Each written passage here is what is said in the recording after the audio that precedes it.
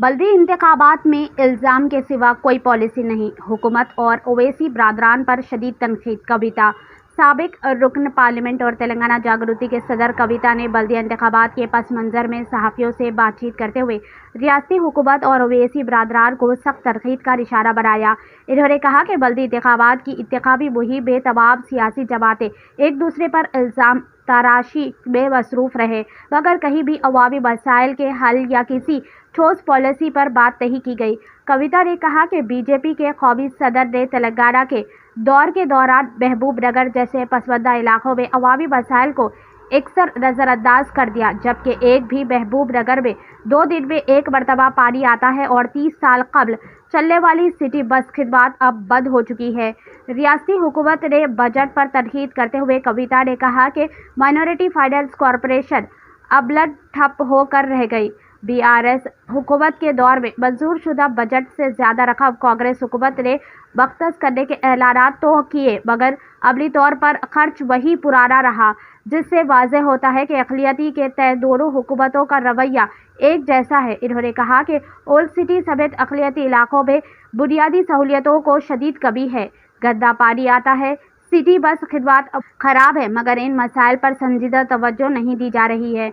ओवैसी बरादरान पर तनकीद करते हुए कविता ने कहा कि वो इख्तिदार के गिर्द घूमने वाले सूरजमुखी के फूल के मानंद है, जहां इख्तिदार होता है वहीं जाकर खड़े हो जाते हैं। इन्होंने याद दिलाया कि एक वक्त में तेलंगाना की तश्कील की मुखालिफत की गई, मगर रियासत बनने के बाद 10 बरस तक केसीआर हुकूमत में इख्तिदार का हिस्सा रहे और इसी हुकूमत की तारीफें की जाती रही। 2023 के इंतखाबात से कबल रेवंत रेड्डी पर सख्त इल्ज़ामात आयद किए गए और इन्हें आरएसएस का आदमी करार दिया गया था, मगर हुकूमत बनते ही इनके करीब हो गए। कविता ने कहा कि अगर वाक़ई वज़ीर आला ओवैसी बरादरान की बात सुनते हैं तो फौरी तौर पर रमज़ान के पेश नज़र इमामों और मुअज़्ज़िनों के एजाज़िया की बकायाजात रकम जारी करवाए। 12,000 रुपये देने का ऐलान किया था, इस पर अमल कार्रवाई। मुसलमानों को रमज़ान तोहफ़ा फराम किया जाए, मसाजिद को मुफ्त बरक़ी, सफाई और दीगर सहूलियात दी जाए।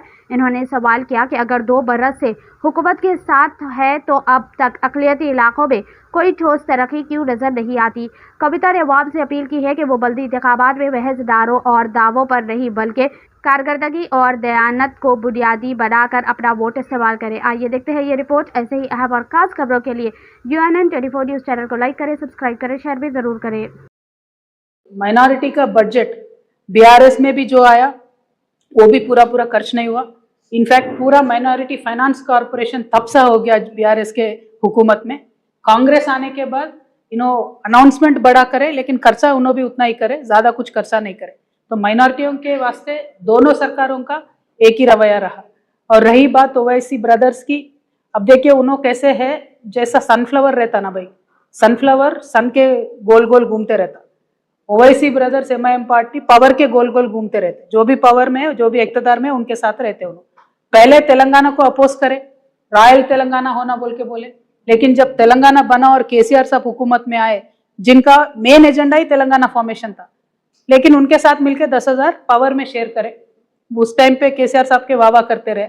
और अभी बिफोर दिस इलेक्शन 2023 से पहले उन्होंने क्या बुलाया रेवंत रेड्डी साहब को, RSS के आदमी है बोल के बोले। लेकिन जब रेवंत रेड्डी साहब हुकूमत में आए तो उनके पास गए। अब इनका सीएमओ के पास आना जाना तो है, पावर के साथ आना जाना है। और ताज्जुब की बात यह है, वहां ऊपर राहुल गांधी को उन्होंने क्रिटिसाइज करते, लेकिन यहाँ जुबली हिल्स इलेक्शन में रेवंत रेड्डी साहब के पास रह के कैंडिडेट भी नहीं लगा MIM का, पूरा कांग्रेस का साथ दिए। तो इन्हों किनके साथ है? जो भी इख्तिदार में रहते उनके साथ है।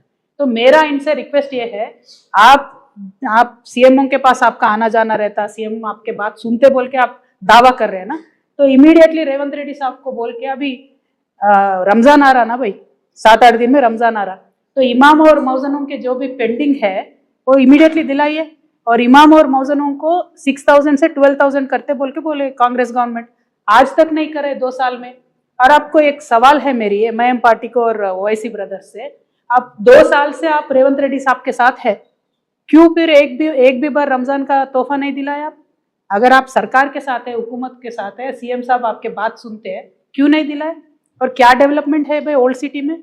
मैं भी हाल ही में ओल्ड सिटी में हमारा दौरा हुआ, बहुत गंदा पानी आता है, सिटी बस कहीं नहीं जाता, स्कूल्स ठीक नहीं है, रोड्स ठीक नहीं है। आप हर सीएम के साथ है, केसीआर साहब के साथ 10 साल थे, इनके साथ 2 साल है, क्या कर रहे फिर आप? डेवलपमेंट कहाँ है? अब आप पूरे हैदराबाद के सराउंडिंग के पास जाके बोल रहे एमआईएम को वोट डाले, क्यों डालना? ओल्ड सिटी में कैसा है डेवलपमेंट? क्या ओल्ड सिटी में रहते हैं क्या? ओवैसी ब्रदर्स ओल्ड सिटी में नहीं रहते, बाहर रहते हैं इनको खुद ताल्लुकात नहीं है ओल्ड सिटी से। अभी इन्हों बाहर जाके बोल रहे वोट देने के लिए। मेरा बोलना यह है कि इक्तदार में जो रहते हैं उनके साथ पावर आप शेयर कर रहे हैं, तो आप अपने कम्युनिटी के लिए कुछ कराइए, अपने कॉन्स्टिट्यूंसी के लिए कुछ कराइए। डेवलपमेंट वहां नहीं करा रहे और बड़े बड़े दावा कर रहे। बड़े बड़े दावा कर रहे तो जब रमजान आ रहा तो सारे दरगाहों को फ्री करंट दिलाइए, सारे मस्जिदों को फ्री करंट दिलाइए, साफ करवाइए, बजट दिलाइए, वो काम कीजिए। Thank you. जय तेलंगाना।